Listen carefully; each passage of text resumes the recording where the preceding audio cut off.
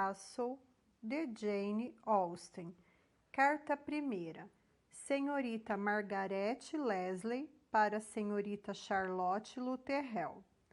Leslie Castle, 3 de janeiro de 1792. Meu irmão acabou de nos deixar.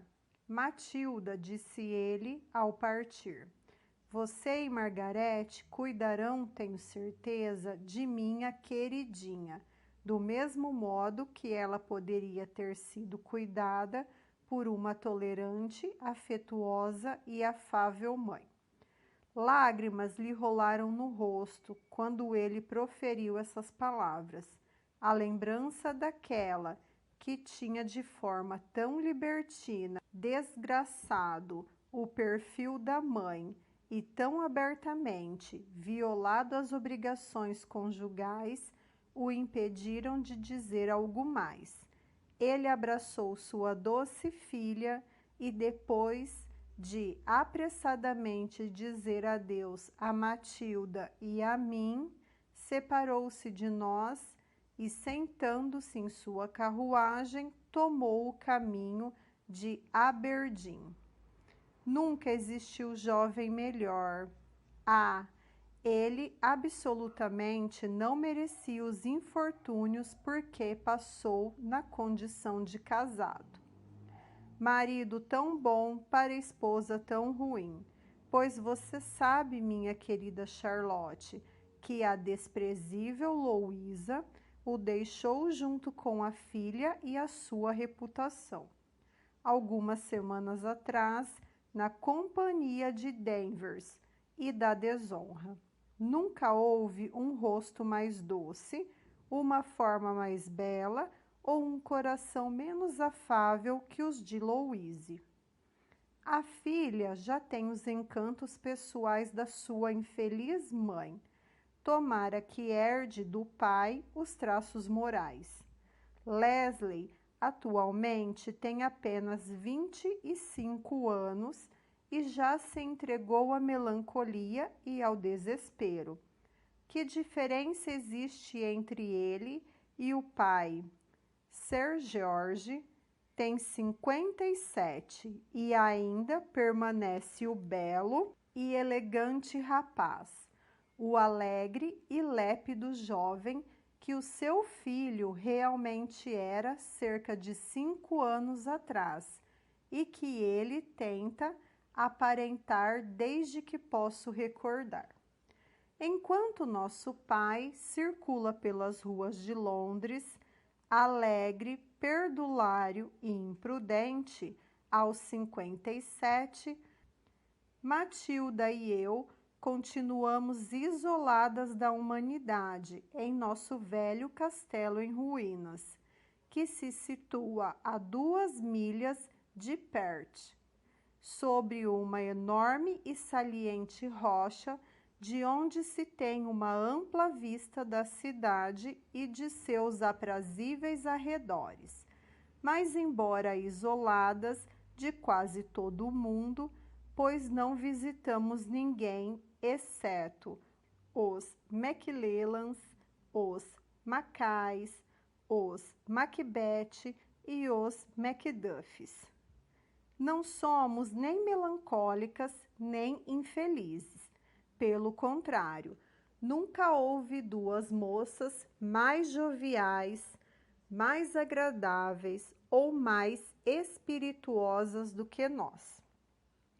Lemos, bordamos, caminhamos e, quando cansadas dessas ocupações, aliviamos nossos espíritos ou com uma canção animada, ou com uma dança graciosa, ou com algum dito espirituoso e uma tirada sagaz.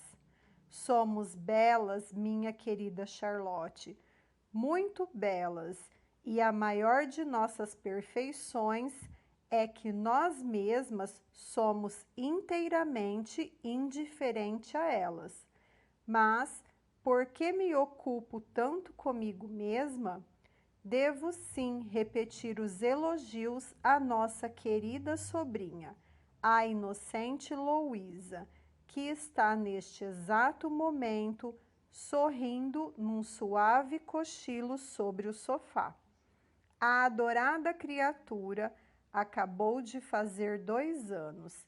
É tão bela como se tivesse 22, ajuizada como se tivesse 32 e prudente como se tivesse 42.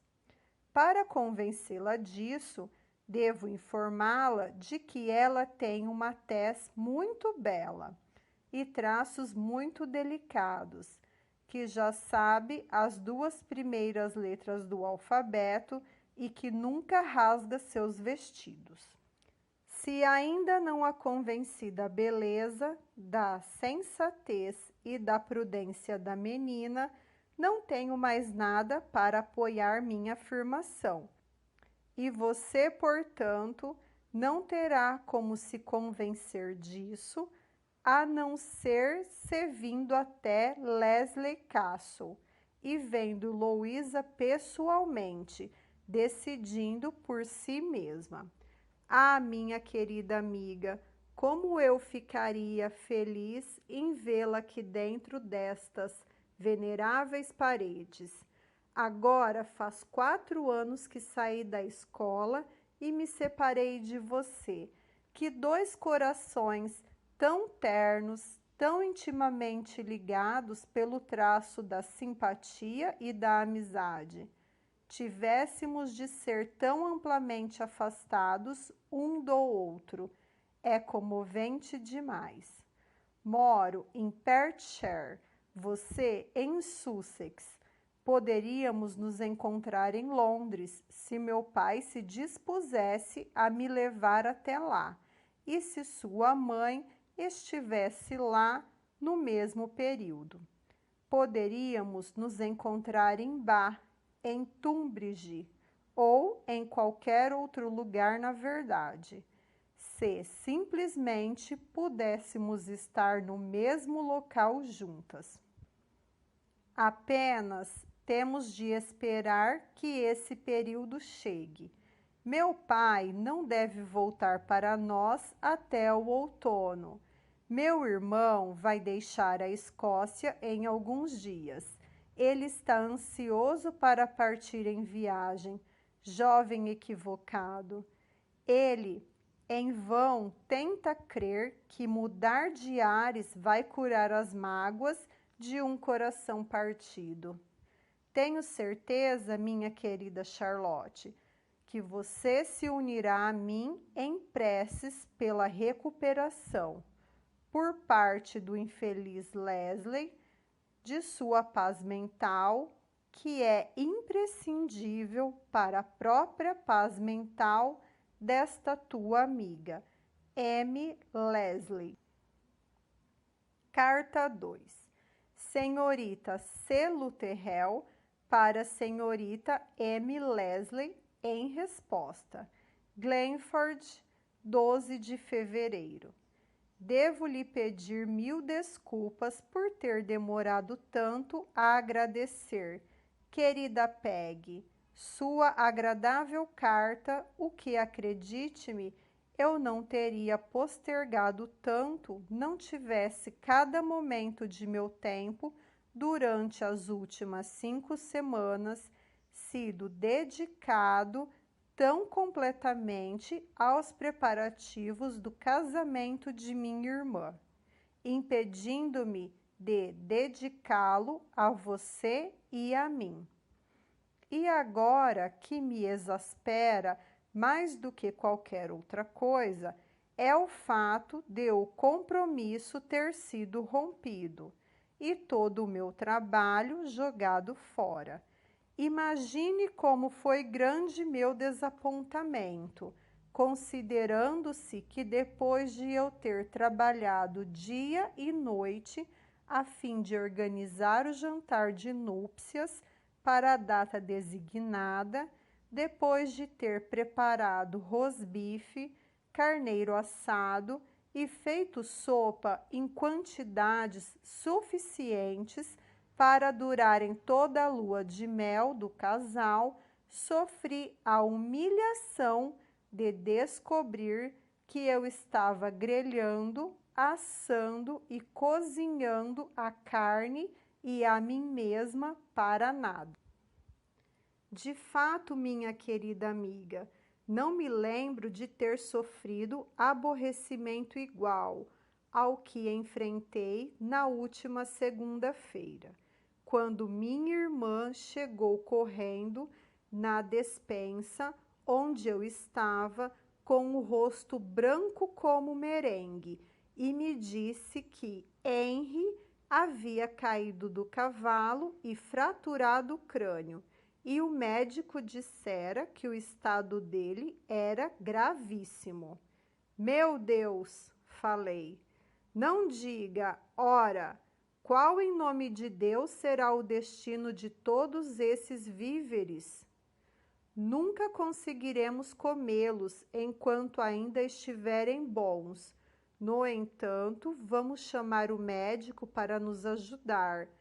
Devo dar conta do filé. Minha mãe vai tomar a sopa e você e o médico devem consumir o resto. Neste ponto, fui interrompida ao ver minha pobre irmã cair, aparentemente inerte, sob uma cômoda onde guardamos as toalhas de mesa. Imediatamente chamei minha mãe e as empregadas e finalmente conseguimos despertá-la. Assim que recobrou os sentidos, ela se mostrou determinada a ir ter com Henry e estava tão absolutamente imbuída deste propósito que tivemos a maior dificuldade do mundo para impedir que o colocasse em prática. Por fim, entretanto, mais por força do que por convencimento, conseguimos que ela fosse para seu quarto. Nós a deitamos em sua cama e ela permaneceu por várias horas acometida por terríveis convulsões. Minha mãe e eu continuamos no quarto com ela. Unimo-nos em sinceras lamentações pelo terrível desperdício de nossas provisões que aquele evento ocasionaria, bem como em maquinações para nos livrar delas. Concordamos que a melhor coisa que poderíamos fazer era começar a comê-las imediatamente, e assim pedimos o presunto e as aves, e logo pusemos em prática nosso plano de devoração com grande entusiasmo. Tentamos convencer Heloísa a comer uma asa de galinha, mas ela não conseguiu. Ela estava, entretanto, muito mais calma do que antes, e as convulsões que sofrera dera lugar a uma quase perfeita insensibilidade. Esforçamo-nos para despertá-la de todas as formas que estavam em nosso poder, mas nada produziu efeito. Falei com ela sobre Henry. Querida Heloísa, eu disse, não há motivo para você chorar tanto por uma futilidade dessas. Eu só estava tentando minimizar o ocorrido para consolá-la. Imploro que não se importe com isso. Veja bem, isso não me chateia nem um pouco, embora talvez eu possa sofrer mais que todos, afinal de contas. Pois não apenas serei obrigada a comer todas as iguarias que já preparei, mas também deverei preparar tudo de novo para vocês, caso Henry se recupere, o que, no entanto, não é muito provável. Ou, no caso dele morrer, como suponho que acontecerá, deverei preparar um jantar para você quando se casar com alguma outra pessoa. Dessa forma, você pode perceber que, embora possa afligi-la pensar nos sofrimentos de Henry, ouso dizer que ele morrerá logo, e então seu sofrimento acabará e você vai se acalmar, ao passo que meu problema durará muito mais, pois, por mais que eu trabalhe, estou certa de que a despensa não poderá ser esvaziada em menos de 2 semanas. Assim, fiz tudo o que estava em meu poder para consolá-la, mas sem sucesso. E, finalmente, quando vi que ela não dava sinais de me ouvir, eu não disse mais nada e, guardando o resto do presunto e da galinha, mandei o William perguntar como estava Henry. Não se esperava que ele vivesse muitas horas. Morreu no mesmo dia. Tomamos todo o cuidado possível para informar Heloísa do melancólico evento da forma mais delicada. Mesmo assim, apesar de todo o cuidado, o sofrimento dela, ao ficar sabendo, foi muito violento para que mantivesse a razão. E ela continuou delirando violentamente por muitas horas. Ela ainda está muito doente e os médicos têm muito medo de que ela fique tísica. Estamos, portanto, indo para Bristol, onde pretendemos ficar durante a próxima semana. E agora, minha querida Margarete, deixe-me falar um pouco de seus assuntos. E, em primeiro lugar, devo informá-la de que nos foi relatado confidencialmente que seu pai vai se casar. Não quero acreditar em notícia tão desagradável, mas ao mesmo tempo não posso desacreditá-la completamente.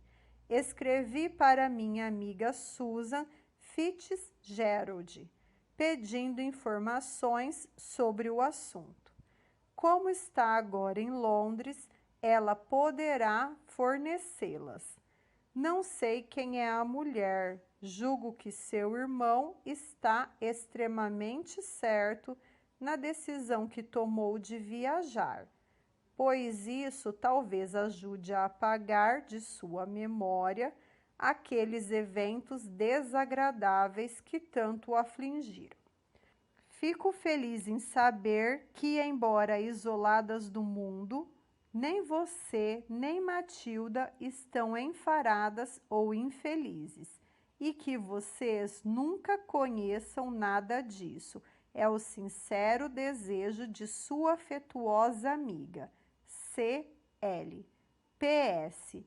Recebi neste instante a resposta de minha amiga Susan, que encaminho a você e sobre a qual você fará suas reflexões. A carta anexada. Minha cara Charlotte, você não poderia ter pedido informações sobre o casamento de Sir George Leslie para uma pessoa mais capaz de fornecê-las do que eu mesma. Sir George está certamente casado. Eu mesma estive presente na cerimônia, o que não deve surpreendê-la quando eu assinar esta carta como sua afetuosa amiga Susan Leslie.